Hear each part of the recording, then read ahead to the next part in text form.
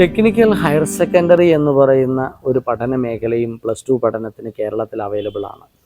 Technical higher സെക്കൻഡറിയുടെ പ്രത്യേകത എന്ന് പറയുന്നത് അവിടെയും നമുക്ക് ഒരു എഞ്ചിനീയറിംഗ് ട്രേഡ് പഠിച്ച് നേരെ തൊഴിൽ മേഖലയിലേക്ക് കടന്നു ചെല്ലാൻ കഴിയുന്നു എന്നുള്ളതാണ് പ്രധാന പ്രത്യേകത.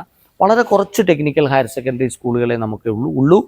ഇവിടെ നമുക്ക് അഡ്മിഷന് വലിയ തിരക്കില്ലാത്തത് കൊണ്ട് എഞ്ചിനീയറിംഗ് ബ്രാഞ്ചിൽ വളരെ പെട്ടെന്ന് അഡ്മിഷൻ കിട്ടാനുള്ള സാധ്യതയുണ്ട്. കാരണം ഇത്തരം സ്കൂളുകളുടെ അവൈലബിലിറ്റി കുറവാണ്.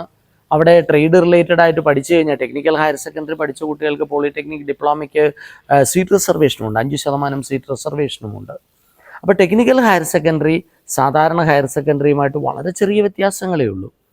നേരത്തെ നമ്മൾ പറഞ്ഞത് കണക്ക് ഹയർ സെക്കൻഡറിയിൽ പഠിക്കുന്ന സബ്ജക്റ്റുകളിൽ ലാംഗ്വേജ് പോലുള്ള ചില സബ്ജക്റ്റുകൾ മാത്രം മാറ്റിവെച്ചിട്ട് ഇംഗ്ലീഷ് ലാംഗ്വേജ് എല്ലാത്തിലും കമ്പൽസറിയാണ്.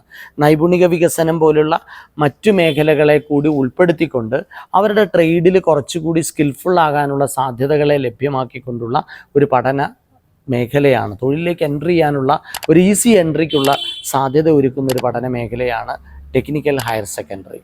അപ്പോൾ ടെക്നിക്കൽ ഹയർ സെക്കൻഡറി പോകാൻ ആഗ്രഹിക്കുന്ന കുട്ടികൾക്ക് ആ ഒരു മേഖല ഓപ്റ്റ് ചെയ്യാനായിട്ട് കഴിയും.